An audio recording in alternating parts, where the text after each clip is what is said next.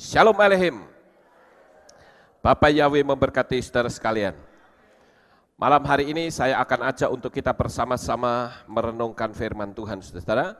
Mari kita buka di dalam kitab Nabi Yeremia pasal 17 dan kita akan membaca ayat yang ke-11.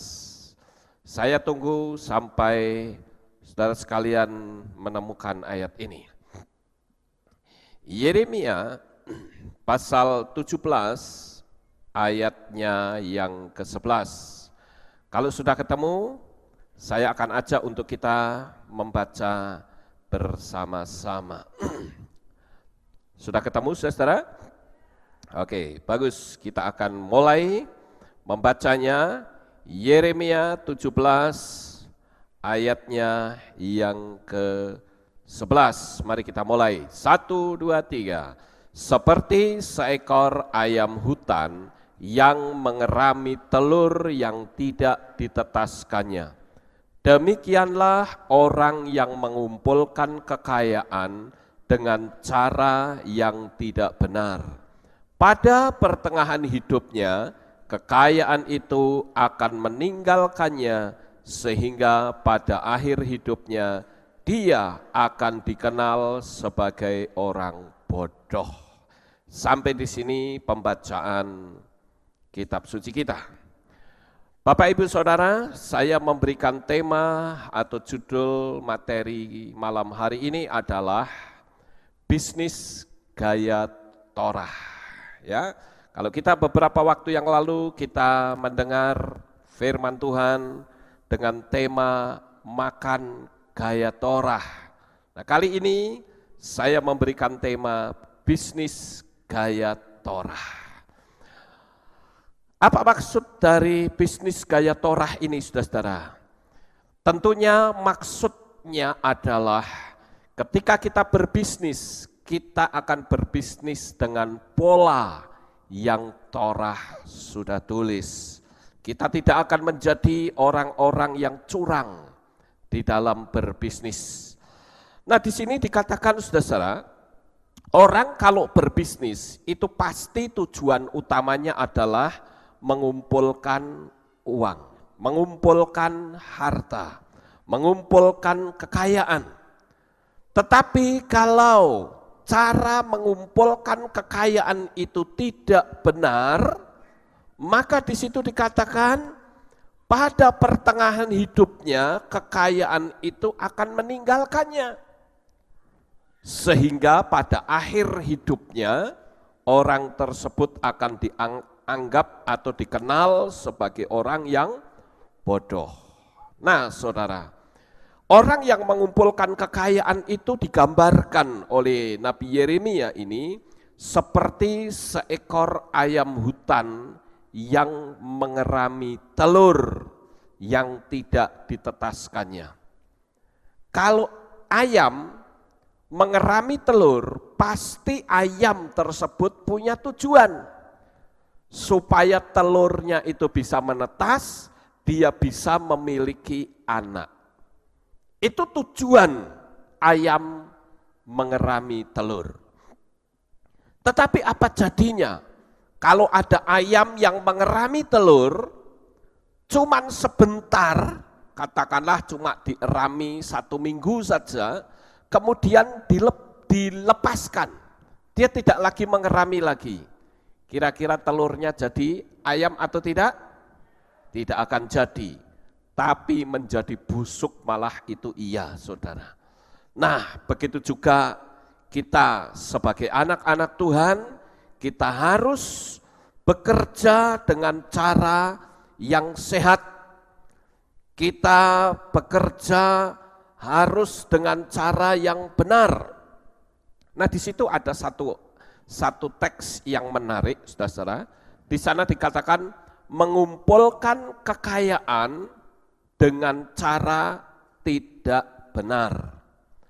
Saya melihat di dalam teks bahasa asli ditulis dengan kata osher lo bemitzpat.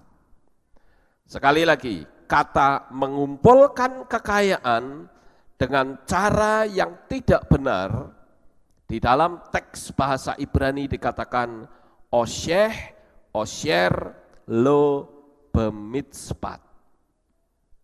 Itu artinya adalah mendapatkan kekayaan dengan cara melanggar hukum atau keadilan.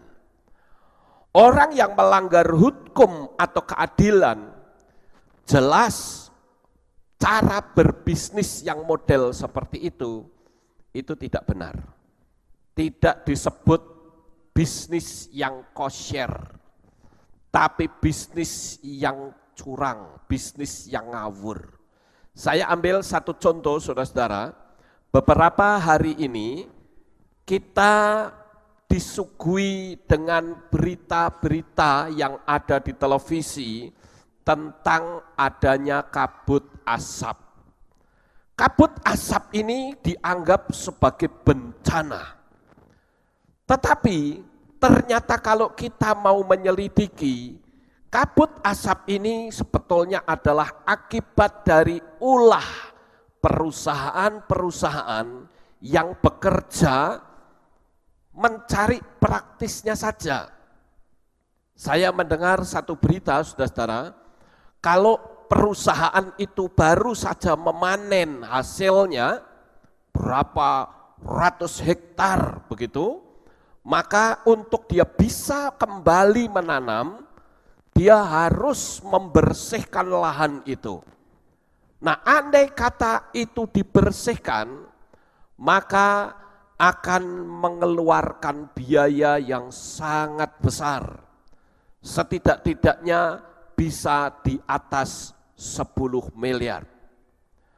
Tetapi ada cara yang lebih praktis agar supaya perusahaan tersebut tidak mengeluarkan biaya yang besar untuk membersihkan lahan yang akan ditanami lagi, maka dia menggunakan cara dibakar. Praktis kan, saudara? Dan saya mempelajari kasus pembakaran hutan ini. Kenapa sampai hari ini pemerintahan sebelumnya tidak ada satupun orang atau perusahaan yang ditangkap? Tidak ada. Kenapa ya bisa begitu ya? Padahal sebetulnya yang namanya pejabat itu akan dengan mudah untuk bisa mengetahui. Tapi jelas saya katakan bahwa ini adalah oknum-oknum tertentu. Perusahaan itu pun juga berpikir, kalau nanti ada pejabat yang mendekat kepada saya, lalu mengusik pembakaran lahan atau kebakaran hutan ini, maka saya tinggal kasih saja pejabat ini. Sudahlah, kamu enggak usah macam-macam. Aku kasih kamu 200 juta, sudah cukup. Anggap saja ini kecelakaan atau bencana, sudah enggak usah banyak omong. Paling-paling kalau saya dirongrong oleh perusahaan, saya kasih saja, saya suap ratusan juta, selesai. Daripada saya harus membersihkan lahan, menghabiskan dana puluhan miliar. Nah, cara usaha yang seperti itu jelas usaha yang tidak kosher. Cara usaha yang seperti itu adalah usaha yang tidak sehat. Dan itu jelas bukan yang disebut dengan bisnis gaya Torah. Kata mispat itu bisa bermakna hukum dan keadilan. Oleh karenanya di dalam kitab Wayikra atau kitab Imamat pasal 19 ayat 36, bagi saudara yang membawa kitab suci, saudara bisa membacanya. Saya bacakan untuk saudara. Wayikra 19 ayat 36 dikatakan, haruslah neraca yang benar, batu timbangan yang benar, eva yang benar, dan hin yang benar ada padamu. Akulah Yahweh Elohemu yang telah membawa kamu keluar dari tanah Mesir. Saya melihat di dalam kitab Torah ini luar biasa saudara. Karena Tuhan itu mengatur bukan cuma makanan saja yang diatur agar manusia itu sehat. Tetapi Tuhan juga mengatur cara berbisnis yang sehat sehingga orang itu bisa menikmati kekayaan tanpa mengalami gangguan. Nah, Bapak Ibu yang terkasih, kata mispat itu bermakna hukum dan keadilan. Tadi di dalam kitab Wayikra pasal 19 ayat yang ke-36 ada kata yang selalu diulang-ulang, yaitu neraca yang benar, batu timbangan yang benar, eva yang benar, dan hin yang benar haruslah kamu pakai. Berapa kali ada kata benar, saudara? 4 kali, saudara. Nah, oleh karena itu ketika kita melihat tentang yang namanya keadilan, itu di mana-mana simbolnya seperti ini, saudara. Seorang perempuan yang membawa timbangan dan membawa pedang serta matanya ditutup. Kalau saudara melihat apotek di mana-mana selalu ada simbol gelas dan ular. Tetapi kalau saudara melihat keadilan, ya, itu simbolnya seorang perempuan yang tangan kirinya membawa timbangan dan tangan kanannya membawa pedang. Sebetulnya ini adalah pengaruh dari Yunani, karena perempuan ini itu adalah Dewi Themis, ya, dewi yang disebut Dewi Keadilan. Kenapa kok memakai perempuan? Karena perempuan itu adalah sosok manusia yang hidupnya memakai perasaan, bukan logika. Beda kalau laki-laki. Tetapi perempuan yang memakai perasaan itu matanya ditutup. Jadi dia tidak akan melihat siapa orang yang akan dibelanya. Tetapi dia akan mempergunakan timbangan yang dipakai untuk mengukur benar salahnya manusia. Sementara pedang itu bicara tentang hukuman. Nah, Bapak Ibu yang terkasih, di sini kita melihat bahwa Dewi Themis ini seolah-olah sudah tidak lagi adil. Makanya saya katakan di dunia ini tidak ada keadilan kecuali hanya ada di tangan Bapa Yahweh. Amin. Saudara yang terkasih, tadi kita melihat ada 4 kata benar. Nah, kata benar ini dihubungkan dengan neraca atau timbangan, eva, serta hin. Nah, kata yang diterjemahkan dengan benar dalam bahasa Ibraninya adalah sedek atau sadik, yang bermakna tepat, akurat, benar, adil. Nah, ini kata sadik yang tertulis di dalam kitab Tanakh. Tanakh itu artinya perjanjian lama, ya. Torah, Neviim, dan Ketuvim itu Tanakh. Nah, saudara-saudara, kalau kita perhatikan kata neraca, timbangan, eva, dan hin yang benar, itu harus dimiliki setiap orang yang berbisnis. Saya percaya kalau orang jualan sesuatu yang menyangkut dengan ukuran, itu saat ini jarang sekali tepat, saudara. Coba kalau saudara pergi ke pasar membeli gula 1 kilo, saudara bayar 1 kilo, saudara. Sekarang coba saudara bawa pulang, lalu ditimbang ulang. Kira-kira 1 kilo ada atau tidak? Tidak ada. Dan anehnya itu sudah dianggap biasa. Dianggap nggak masalah. Orang juga ngerti kalau beli gula di pasar itu pasti tidak tepat timbangannya. Sekarang yang jadi pertanyaan adalah bagaimana kalau saudara itu berperan sebagai penjualnya di pasar? Apakah saudara juga akan ikut-ikutan dengan mereka lalu berkata, orang juga maklum kok? Atau saudara akan berkata, aku harus beda. Aku akan melakukan penjualan dengan cara yang sehat. Mungkin logika kita akan berkata, jangan bodoh. Yang lain juga melakukan seperti itu dan orang juga menganggap itu legal kok, sah-sah saja.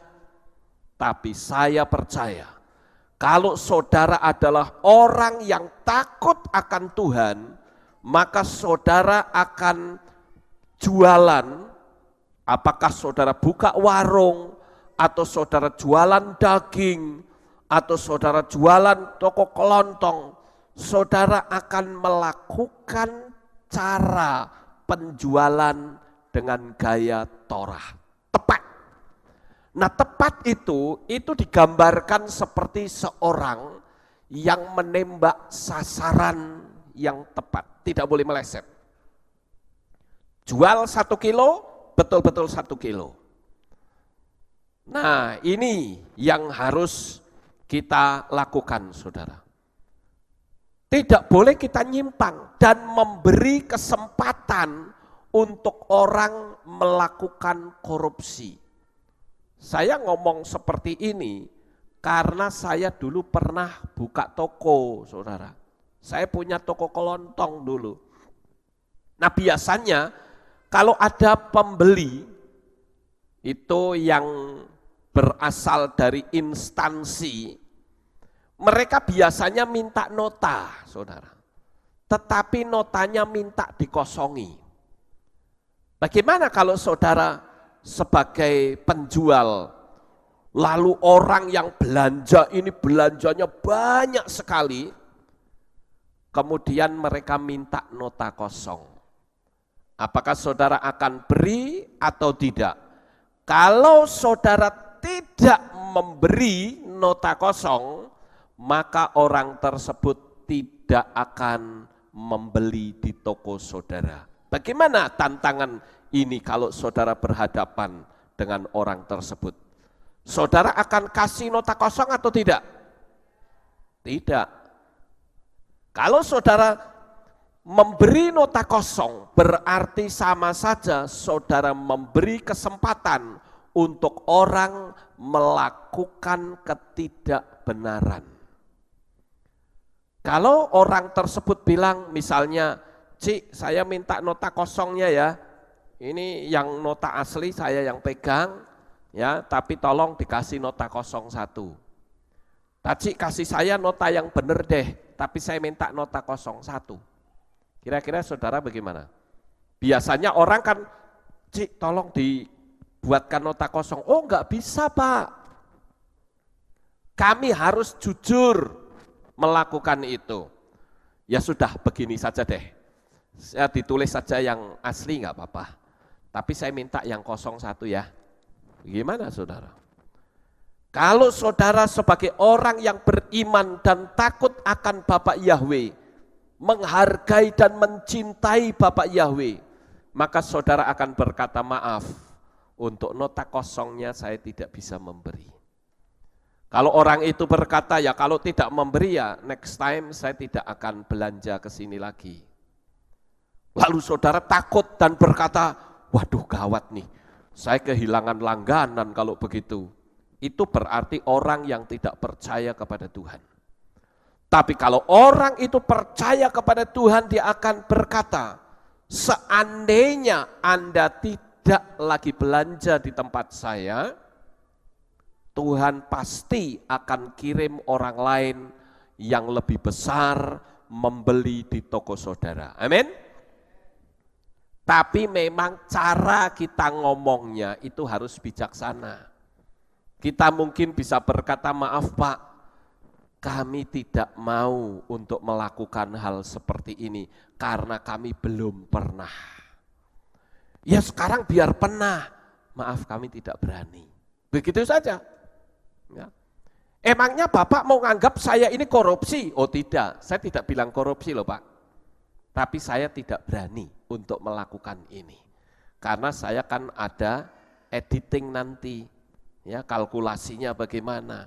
Jadi mohon maaf, kami tidak bisa. Saudara menyelamatkan diri saudara sendiri. Nah Bapak Ibu saudaraku yang terkasih, kata kita harus benar itu betul-betul harus konsisten dalam kita bekerja. Nah saudara-saudara yang terkasih, kalau kita membaca di dalam kitab Tofarim atau Ulangan 33 ayat 19, kemudian Yesaya 51 ayat yang ke-7, kemudian Tehillim atau Mazmur 89 ayat 14, kita baca aja dulu ya, saya akan bacakan untuk saudara 3 ayat ini. Kita baca Tofarim terlebih dahulu. Mereka memanggil bangsa-bangsa sampai ke gunung. Di sana mereka akan mengorbankan korban kebenaran. Saudara perhatikan kata korban kebenaran. Karena mereka akan menghisap kelimpahan laut dan harta terpendam yang terkandung di dalam pasir. Kalau kita bekerja dengan jujur, maka Tuhan katakan kita akan menghisap kekayaan yang luar biasa. Tuhan akan memberikan kelimpahan laut dan harta terpendam yang terkandung di dalam pasir. Ini juga sebuah perumpamaan saudara. Di mana harta yang terkandung di dalam pasir itu tidak kelihatan hartanya, tetapi ada. Dan Tuhan akan siapkan berkat untuk saudara. Amin. Kemudian Yesaya 51 ayat yang ke-7. Dengarkanlah aku, hai kamu yang mengenal kebenaran. Umat yang dalam hatinya terdapat Torahku. Jangan takut terhadap celaan orang dan janganlah cemas terhadap fitnahan mereka.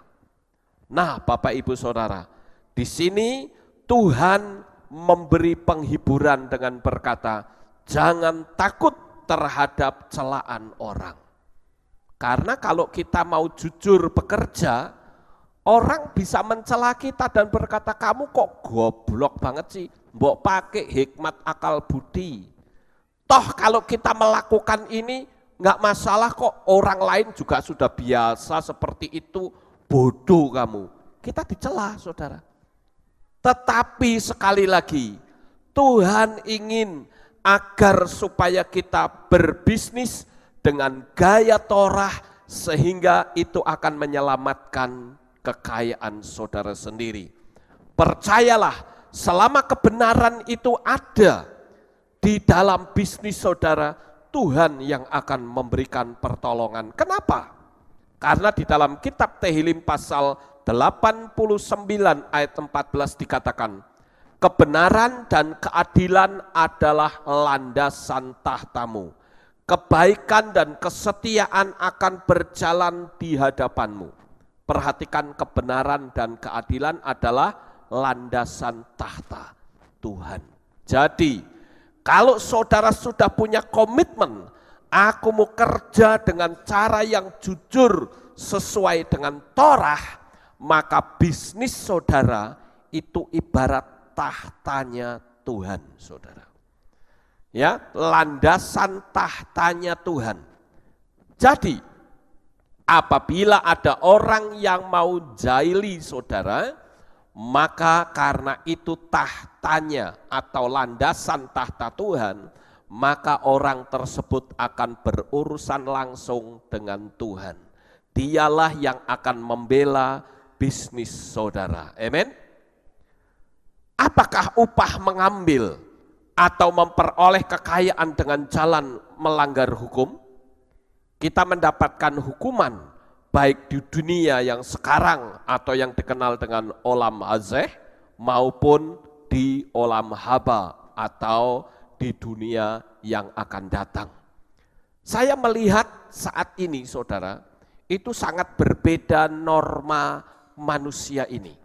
Kalau dulu ketika saya masih kecil, orang tua saya pernah memberitahu saya begini, kalau kamu hidup di dunia ini, jangan pernah melanggar hukum, jangan sampai kamu masuk penjara. Karena kalau kamu masuk penjara, statusmu napi, narapidana, itu enggak nyaman. Kamu sulit diterima masyarakat. Tetapi coba kalau saudara melihat tayangan di televisi, banyak orang-orang, para pejabat yang tertangkap KPK, mereka digiring, lalu begitu keluar dari kantor KPK di-shoot, karena wartawan sudah mengepung orang itu. Tapi anehnya saudara, orang-orang atau para pejabat ini, dia bisa action di depan kamera. Dia keluar dari KPK sambil tertawa-tertawa, kemudian tangannya membentuk huruf V begini, seolah-olah kok tidak ada beban. Saya katakan ini orang kok ngeri sekali ya, nggak merasa aku orang tahanan, aku sudah mempermalukan keluarga, kok nggak ada mental seperti itu, malah cengar-cengir. Bagaimana ini saudara? Moralnya itu sudah rusak sekali. Ya. Jadi kita sebagai anak-anak Tuhan, jangan sampai bisnis kita atau kita melakukan bisnis dengan cara ilegal. Atau kita bekerja dengan cara yang kotor. Coba saudara melihat orang yang di penjara ini saudara. Mereka bisa action, memakai kacamata, kerudungnya menunjukkan seorang yang agamawis. Tetapi mentalnya rusak saudara. Bahkan ada pejabat pemerintah yang saya tidak sebutkan namanya, dia katakan begini, lebih baik korupsi nggak apa-apa. Yang penting duitnya nanti buat masjid. Nah, ini kan jahat sekali saudara. Ya. Kalau saya katakan barangkali imam masjidnya kalau tahu itu uang korupsi pasti tidak mau. Iya toh? Tapi banyak pernyataan-pernyataan yang berkata nggak apa-apa, yang penting kan untuk nyumbang masjid. Jadi dosanya impas katanya. Ini kan orang yang ngaco saudara. Saya berharap tidak ada orang yang seperti itu lalu berkata, yang penting kan korupsi nanti duitnya dikasihkan ke hilat, pasti gembalanya juga senang. Jangan sampai ada yang seperti itu. Ya, kita harus berbisnis yang sehat, saudara. Bahkan ada juga yang berkata, nggak apa-apa, kita angkat seorang koruptor, yang penting dia beragama Islam. Kan itu sudah membabi buta seperti itu, saudara. Yang mau dibela itu agama atau negara. Nah ini, kita sebagai anak-anak Tuhan, kita sekali lagi saya katakan harus bekerja dengan cara yang baik. Nah Bapak Ibu Saudara, perhatikan kalimat pada pertengahan usianya, ia akan kehilangan semuanya. Dan pada kesudahannya ia dikenal sebagai orang yang bebal. Itu ada di dalam kitab Hagai, ya, kitab Hagai pasal 1 ayat 6 dan Tehillim 107 ayat 17. Saya akan bacakan untuk saudara. Kamu telah menabur banyak tetapi menghasilkan sedikit. Kamu makan tetapi tidak kenyang. Kamu minum tetapi tidak puas. Kamu berpakaian, tapi tidak ada kehangatan bagi seorang pun. Dan dia yang mempekerjakan dirinya demi sebuah kantong yang berlubang. Tehillim 107 ayat 17, orang bodoh menderita karena pembangkangan mereka dan karena pelanggaran mereka. Nah, akibatnya orang kalau sudah kesandung hukum karena bisnisnya itu ngaco, maka orang tersebut akan kecapean, saudara. Bahkan pekerjaan yang selama ini dikelola tidak akan membawa faedah apapun juga.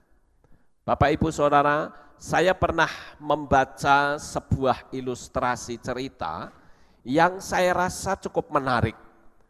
Diceritakan dalam ilustrasi tersebut ada seekor rubah yang melihat melalui celah dinding, ya ada tembok di situ yang berlubang.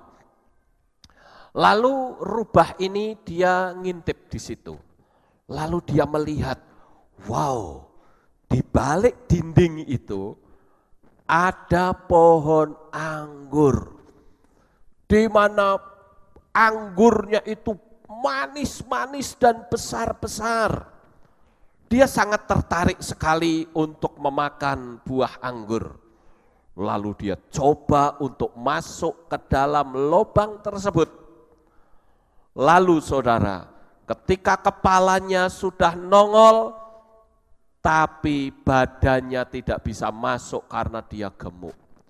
Lalu dia berpikir, bagaimana ya caranya supaya saya bisa makan buah anggur di sebelah sana.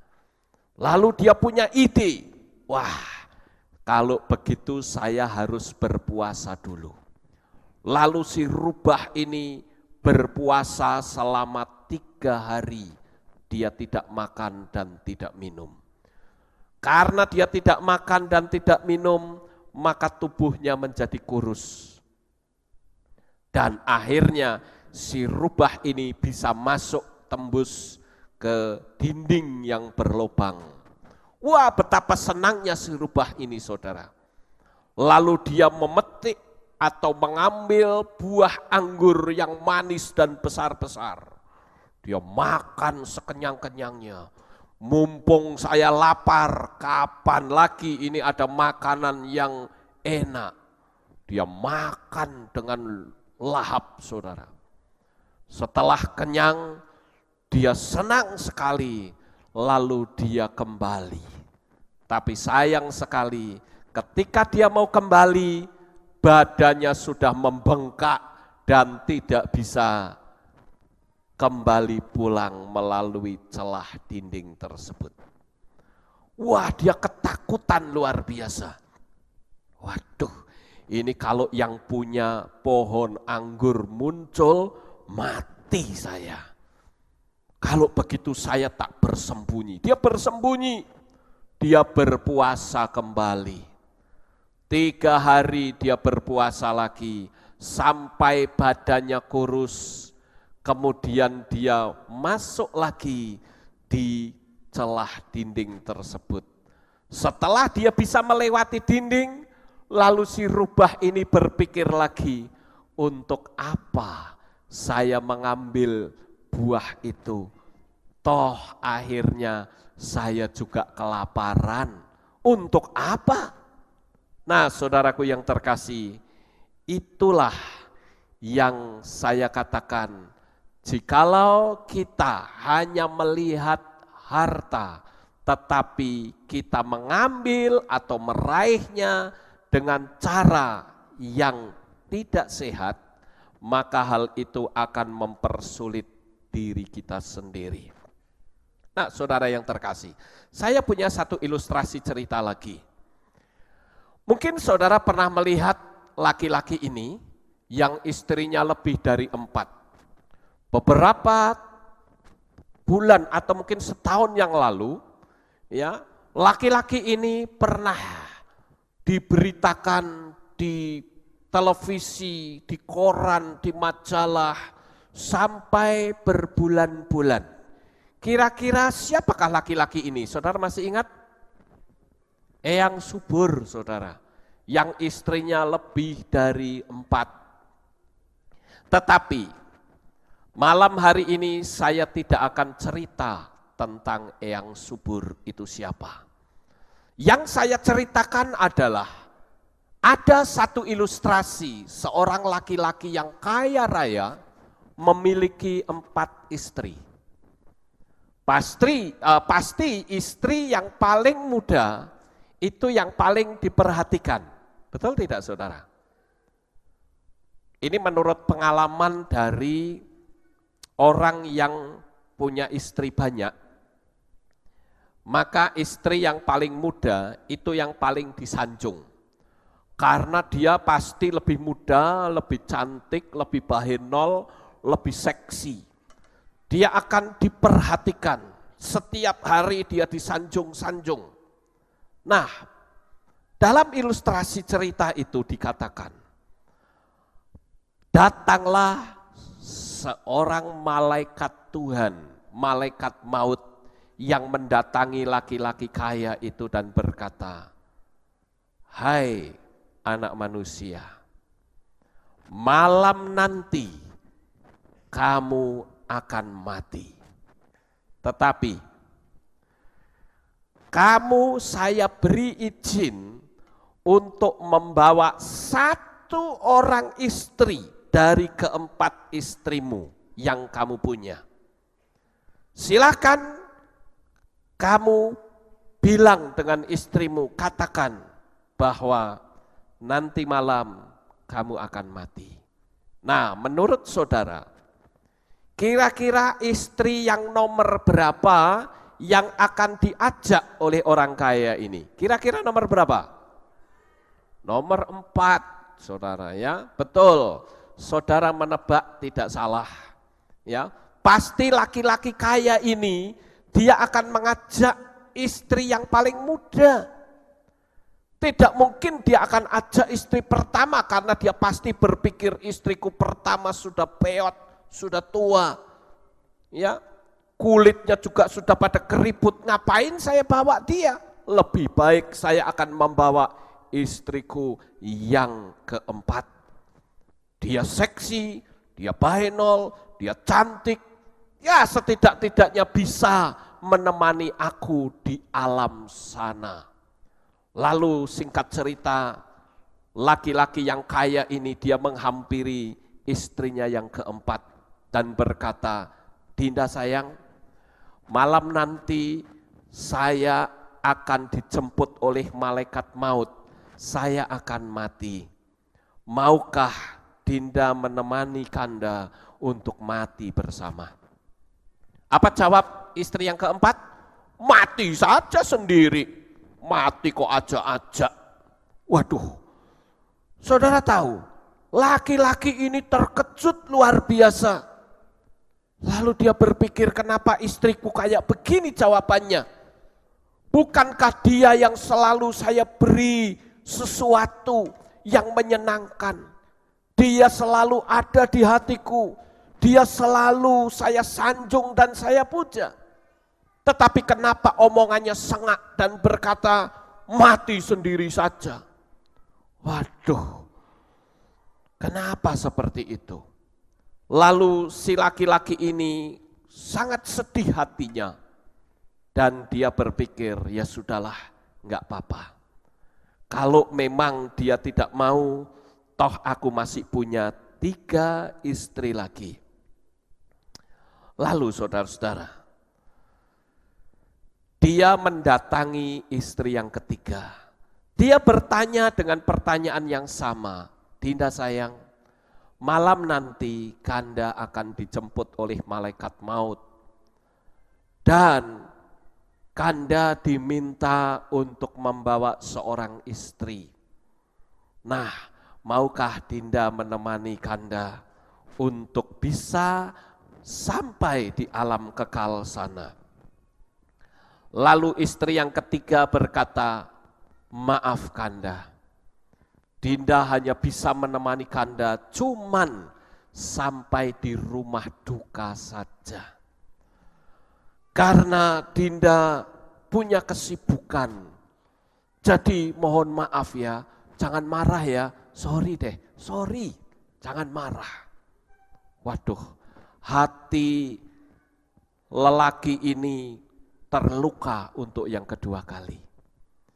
Kemudian dia berpikir, it's okay, no problem. Saya masih punya 2 istri lagi. Saya akan datang pada istri saya yang kedua. Dia pergi menghampiri istri yang kedua dan berkata, Dinda sayang, mau enggak kalau kamu menemani Kanda untuk bisa mati bersama, karena malam nanti Kanda akan dijemput oleh malaikat maut. Tetapi istri yang kedua ini juga memberikan jawaban yang sama. Maaf Kanda sayang, bukan Dinda tidak mau, tetapi memang tidak mampu. Tapi Dinda akan menemani sampai di kuburan saja. Tolong jangan marah ya. Dinda sayang dengan Kanda, tapi apa boleh buat. Dinda hanya bisa menemani sampai di kuburan. Saudara, laki-laki ini akhirnya bersedih hati. Dia berkata, it's okay, saya akan coba untuk menghampiri istri saya yang pertama, yang sudah tua, yang sudah peot, yang sudah tidak pernah lagi diperhatikan, yang sudah tidak lagi dianggap, bahkan diajak komunikasi juga enggak. Siapa tahu dia mau. Lalu dia menghampiri istri yang pertama dan berkata, Dinda sayang, sudah lama Kanda tidak pernah menjumpai Dinda, tapi Kanda yakin Dinda pasti masih sayang. Malam nanti ada malaikat maut yang akan menjemput Kanda. Kira-kira Dinda mau enggak nemani Kanda untuk masuk ke alam kekal sana? Saudara yang terkasih, istri pertama ini berkata, baik, Dinda akan temani Kakanda sampai ke alam kekal nanti, bahkan sampai ke kursi pengadilan. Dinda akan tetap setia mendampingi Kanda dimanapun Kanda berada. Saudaraku yang terkasih, kisah ini berhenti sampai di sini. Tetapi tahukah saudara ilustrasi tentang 4 istri, istri keempat, ketiga, kedua, dan ke-1. Istri keempat yang paling disanjung, dia hanya berkata, cukup sampai di sini saja, mati kok ajak-ajak. Istri yang keempat ini adalah gambaran dari harta. Ketika saudara mati, saudara tidak akan membawa harta apapun. Harta itu akan cuek dengan kita. Emang lu siapa? Emang gua pikirin. Itulah harta saudara. Harta tidak akan bisa saudara bawa dalam kematian. Lalu istri yang ketiga, ternyata dia hanya bisa mengantar sampai ke rumah duka karena dia punya kesibukan sendiri-sendiri. Istri yang ketiga ini adalah gambaran dari teman-teman atau sahabat kita. Dia hanya bisa mengantar sampai ke rumah duka. Setelah sampai ke rumah duka mungkin dia menangis. Setelah itu dia akan pulang dengan kesibukannya sendiri-sendiri. Dia sudah melupakan orang yang mati itu. Kemudian istri yang kedua. Istri yang kedua ini ternyata hanya bisa mengantar sampai di pemakaman. Siapakah istri yang kedua ini? Istri yang kedua ini bernama keluarga. Dia bisa suami, dia bisa istri, dia bisa anak. Dia tidak akan ikut mati bersama dengan saudara. Tapi dia hanya akan bisa mengantar sampai di kuburan. Mungkin mereka akan nangis bahkan pingsan di kuburan. Tapi dengan berjalannya waktu, mereka akan hilang kesedihannya dan mereka akan sibuk dengan urusannya sendiri-sendiri. Sementara istri yang pertama yang selalu setia menyertai sampai ke alam kekal itu tidak lain adalah gambaran dari iman, tindakan dan perbuatan kita. Tetapi sayang sekali istri pertama ini tidak pernah diajak bicara, tidak pernah diperlakukan dengan baik. Itu menjadi gambaran bahwa selama kita hidup di dunia ini, kita kurang memperhatikan yang namanya iman. Yesua pernah berkata, jikalau aku datang, adakah aku mendapati iman di bumi ini? Saudara, kadangkala kita cuek dengan iman. Kita anggap bagaikan istri yang pertama yang sudah tidak lagi perlu diperhatikan. Tetapi malam hari ini, melalui apa yang saya sampaikan, kita akan memperhatikan iman kita. Termasuk cara kita bekerja, harus bekerja dengan cara yang sehat. Oleh karena itu, istri yang pertama ini juga bisa berarti kepercayaan kita kepada Bapa Yahweh. Cara ibadah kita itu disebut istri yang pertama. Saudaraku, di tengah-tengah kesulitan ekonomi di dunia ini, saya akan sampaikan satu kata, perhatikan baik-baik. Di tengah-tengah kesulitan ekonomi global yang mengerikan ini, Bapa Yahweh hendak mendemonstrasikan kuasanya atas bisnis saudara yang sehat. Perhatikan baik-baik itu saudara. Nanti kalau bisnis saudara itu sehat, maka Tuhan betul-betul akan mendemonstrasikan bahwa orang yang berbisnis kosher, orang yang berbisnis gaya Torah, orang itu akan tetap tegak berdiri sekalipun orang lain pada berjatuhan. Ada ayat firman Tuhan yang berkata, sekalipun 1.000 orang rebah di sisi kirimu dan 10.000 rebah di sisi kananmu, namun hal itu tidak akan menimpa engkau. Artinya, kalau saudara berbisnis dengan cara yang legal dan sehat, maka saudara akan melihat perusahaan-perusahaan lain yang mungkin modalnya lebih besar dari saudara, mereka akan guling. Mungkin saudara akan melihat ribuan bisnis yang gulung tikar. Ketika saudara melihat ke kanan, ada 10.000 yang gulung tikar bisnisnya. Tapi bisnis saudara akan tetap dibuat tegak, karena bisnis saudara itu adalah tumpuan tahta Tuhan. Amin. Nah, oleh karena itu Bapak Ibu Saudara, mari kita akan tunjukkan, buktikan bahwa betul-betul Bapak Yahweh hendak mendemonstrasikan kekuasaannya atas bisnis saudara. Sehingga saudara juga dalam berbisnis itu akan berpikir, kenapa ya sekarang perpuluhanku menjadi semakin bertambah besar? Dan saya kasih pesan kepada saudara, kalau saudara mengembalikan persepuluhan, kembalikanlah kepada tempat yang benar. Tempat yang benar artinya tempat di mana nama Yahweh itu diberitakan. Nah, Bapak Ibu Saudaraku yang terkasih, kalau kita melihat di dalam perjalanan hidup kita, mungkin saudara pernah mendengar satu kisah tentang Alexander the Great, saudara. Alexander the Great ini pernah memberi pesan kepada ajudan dan bawahannya. Dia katakan begini, kalau nanti aku mati, tolong aku buatkan peti mati yang kalian beri lubang di sisi kanan dan kiri. Setelah itu tanganku tolong dijulurkan keluar, agar semua orang tahu bahwa kehebatanku tidak ada apa-apanya. Aku pulang juga tidak membawa harta. Aku pulang tidak membawa apa-apa.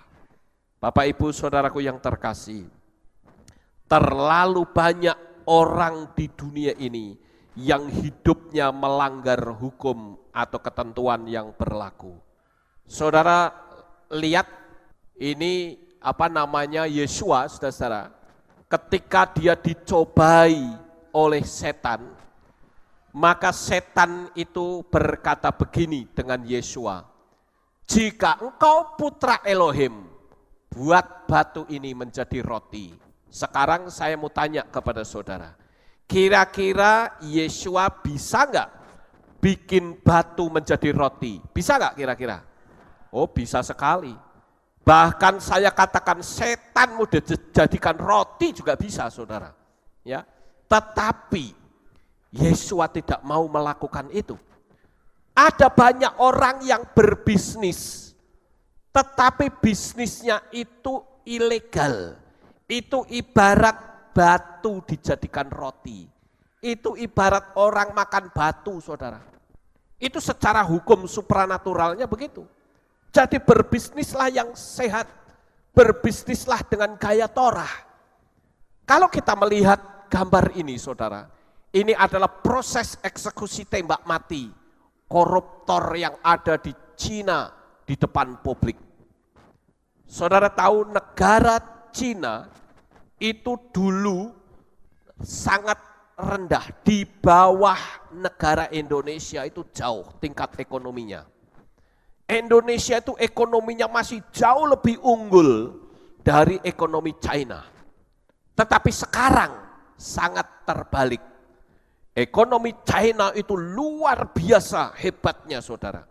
Bahkan kalau saudara membeli produk online, sampai ada perusahaan yang memberikan kiriman barang gratis atau bebas ongkos kirim. Padahal barangnya tidak seberapa nilainya, lebih mahal ongkos kirimnya daripada harga barang tersebut. Dan saya dengar itu disupport oleh pemerintah. Kenapa bisa seperti itu, saudara? Karena pemerintah China itu menerapkan ketegasan hukuman terhadap para koruptor.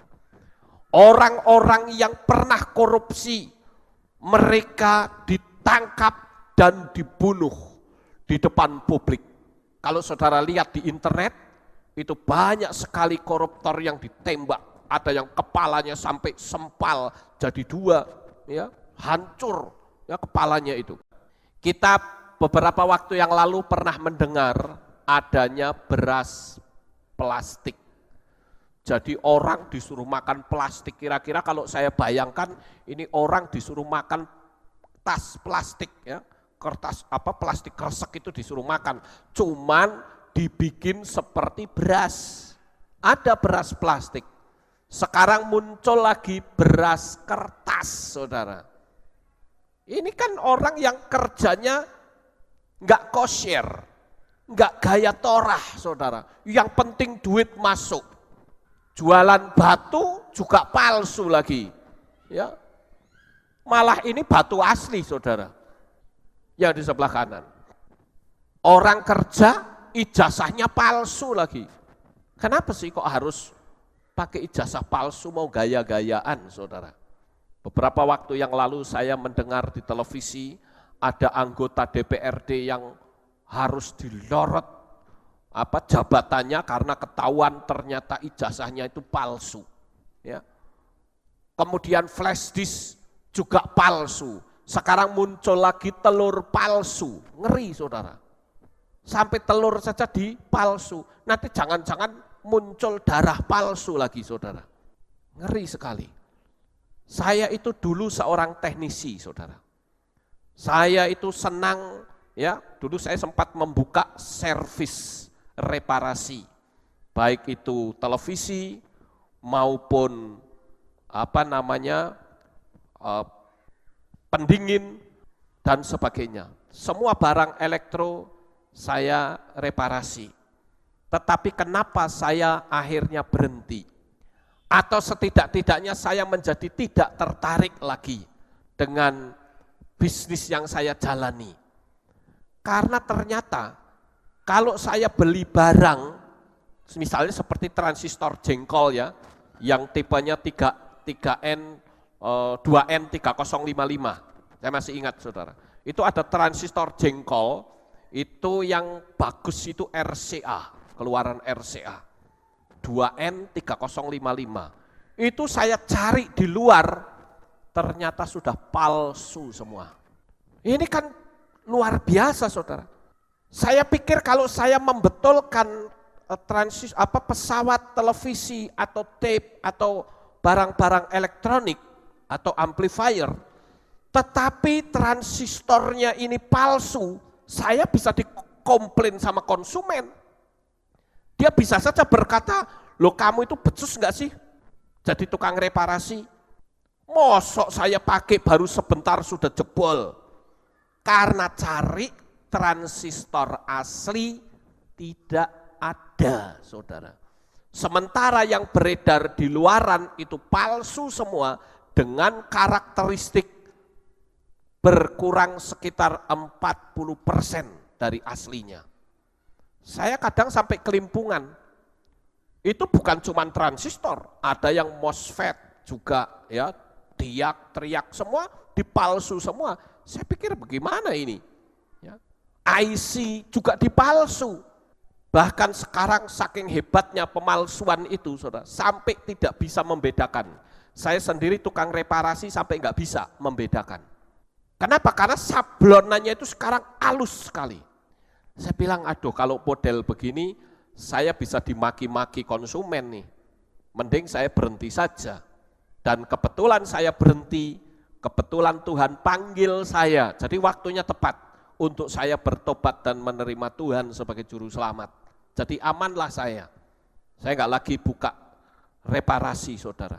Nah ini saya katakan, banyak sekali orang-orang yang mau cari untung besar tanpa peduli orang lain itu rugi. Saya pernah punya teman, tapi saya tidak akan sebut nama produknya. Teman saya ini punya perusahaan teh, saudara. Dan tehnya itu memang enak. Dan pada waktu itu, ketika dia mulai diedarkan, ini laku pesat tehnya, saudara. Lalu perusahaan teh yang sebelumnya, merek lain, itu merasa kena saingan. Mulai berkurang konsumennya. Mulai berpindah ke tempat teman saya ini. Lalu apa yang dilakukan oleh perusahaan yang lebih besar itu, saudara? Rupa-rupanya teh yang enak ini dibeli, lalu ditaruh di gudang dan diasapi, saudara.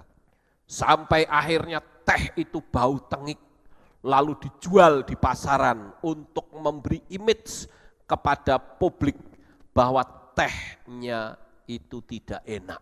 Ini namanya saingan bisnis yang tidak sehat. Itu ilegal di mata Tuhan, saudara. Jadi cobalah kalau kita bekerja, bekerjalah yang maksimal.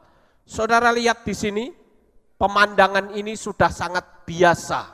Ya, kerja tidak maksimal, otaknya koruptor dan pemeras uang rakyat, sehingga investor tidak berani masuk ke Indonesia. Saya pernah membaca satu artikel, alasan kenapa investor asing tidak mau masuk ke Indonesia.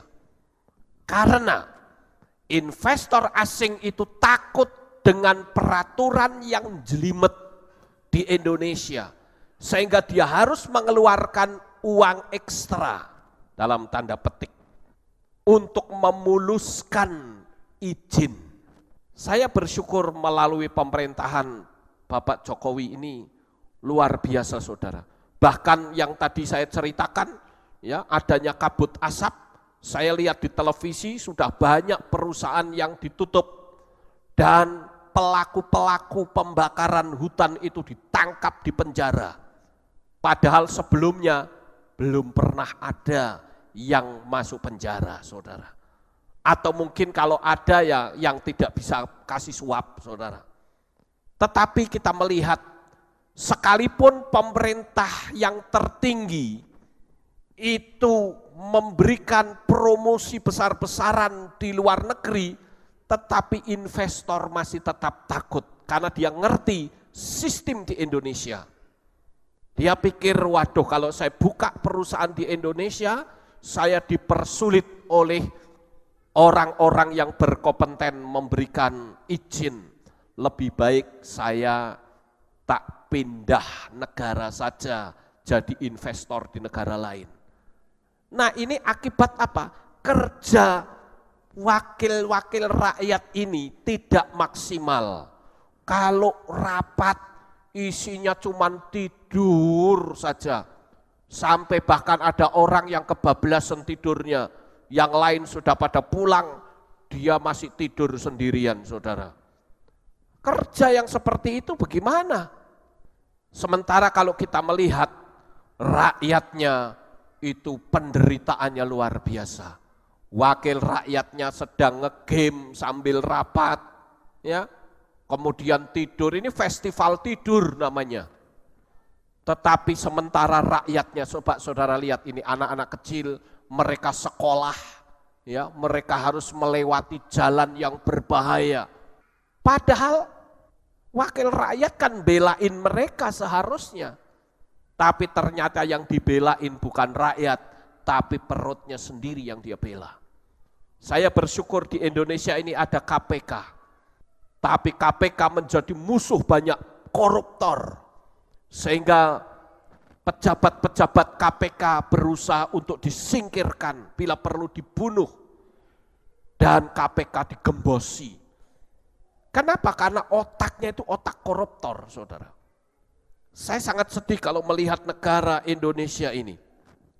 Jadi sekali lagi, contoh orang yang bekerja dengan baik adalah bersaing dengan cara yang sehat. Jangan berbohong dalam soal harga. Misalnya ini, saya kasih contoh. Misalnya ada orang membeli handphone di toko handphone saya misalnya. Lalu dia bilang, Pak, boleh nggak kalau handphone ini harganya sekian? Saya bilang, oh nggak bisa, dari sononya saja tidak boleh. Nah ini sebetulnya bohong, saudara. Nggak usah ngomong seperti itu. Tapi kalau orangnya pinter, dia akan ngomong, coba harga dari sananya berapa? Saya pengen tahu. Wah malah kelimpungan, bukan? Saya dari dulu kalau jualan, nggak mau model seperti itu, saudara. Saya jualan, ya ini harganya sekian. Suka dibeli, tidak suka silahkan ditinggal. Itu prinsip saya dari dulu. Ya, saya pun juga tidak mau main tawar-tawaran, saudara. Makanya saya kalau melihat di pasar, itu saya berdedek hati saya. Mau beli makanan, nanti ditawar. Ya. Nanti kalau sudah ditawar nggak boleh, saya tinggal pergi dipanggil lagi, Pak, dipanggil lagi. Nanti begitu sudah sampai, bagaimana? Diajak tawar-menawar lagi, saudara. Kalau saya sudah nggak mau, saya begitu sudah seperti itu, sorry, nggak usah. Saya mau sekian, ya atau tidak, kalau tidak, tidak. Saya tinggal pergi. Saya punya prinsip dari dulu seperti itu. Ya, saya jualan juga nggak mau bohong. Saya nggak perlu sebutkan harganya. Saya paling hanya berkata ini harganya sekian. Ya, Anda suka silahkan ambil, tidak suka nggak usah. Saya punya prinsip seperti itu. Mungkin kaku, tapi nggak apa-apa. Yang penting saya nggak nipu konsumen. Dan jangan pernah menjual produk yang palsu. Jangan pernah, saudara. Sekarang banyak sekali orang yang menggunakan trik logika. Seolah-olah toh orangnya mau untuk instansi, nggak apa-apa, kan nilainya jauh di bawah. Saudara bermain-main dengan api kalau begitu. Kalau orang kerja dengan gaya torah, dia tidak akan memalsu barang. Saya pernah kecewa dengan salah satu pedagang karena dia memalsu barang. Saya nggak perlu sebutkan nama orangnya, tapi saya membeli drum di Kota Magelang dulu pada waktu saya masih di gereja yang lama. Ya. Saya beli mereknya itu tetapi ternyata yang saya dapatkan itu rolling, saudara. Tentu punya nilai lebih tinggi, bukan? Ya. Tetapi saya katakan saat saya membeli drum itu saya kecewa karena apa yang saya inginkan dari merek ini ternyata palsu. Ketahuan setelah buat main, itu bekas yang dihapus itu muncul, saudara. Loh, kok mereknya ini? Waduh, saya kecewa. Dan dalam hati saya berkata, orang ini bisnisnya enggak benar. Dan saya sudah enggak mungkin mau berurusan dengan orang yang seperti itu. Jadi kalau saudara itu menjadi seorang pebisnis yang sehat, jangan pernah memalsu barang. Amin. Jangan melibatkan paranormal, tapi libatkanlah kekuasaan Tuhan. Dan yang terakhir, bersikaplah sopan dengan pelanggan. Ada pepatah yang berkata bahwa konsumen itu raja. Layanilah dia. Sekalipun mungkin jengkelke, ya sudah enggak apa-apa. Etong-etong Tuhan sedang memakai mereka untuk melatih hati saudara. Supaya saudara bisa bersabar terhadap pelanggan. Atau pilih orang yang tepat dalam berbisnis. Ya. Kadangkala ya, kalau ada kongsi, saudara tidak memilih pasangan kongsi saudara dengan tepat, nanti akibatnya terjadi sengketa bisnis. Ini bahaya, saudara. Akhirnya pertemanan jadi pecah. Konsep kekeluargaan jadi pecah. Lebih baik saudara betul-betul berharap kepada Tuhan. Saya percaya, jikalau saudara memilih mitra bisnis dengan baik, Bapak Yahweh pasti akan tolong saudara. Ya, dan sekali lagi, bersikaplah sopan dengan pelanggan. Kalau seandainya mereka memang saudara merasa dirugikan, ya sudahlah, pakai konsep orang Cina, cincailah, nggak apa-apa, nanti Tuhan akan ganti yang lain, pelanggan yang lebih baik. Anggap saja hati saudara sedang diuji melalui orang lain. Doa saya melalui materi ini, saudara akan menjadi pebisnis ulung. Di tengah-tengah globalisasi yang semakin terpuruk dalam dunia bisnis, tapi bisnis saudara akan tetap tegak berdiri karena bisnis saudara itu bisnis gaya Torah dan engkau akan selalu berhasil. Sukses besar untuk saudara, Bapak Yahweh memberkati, haleluya.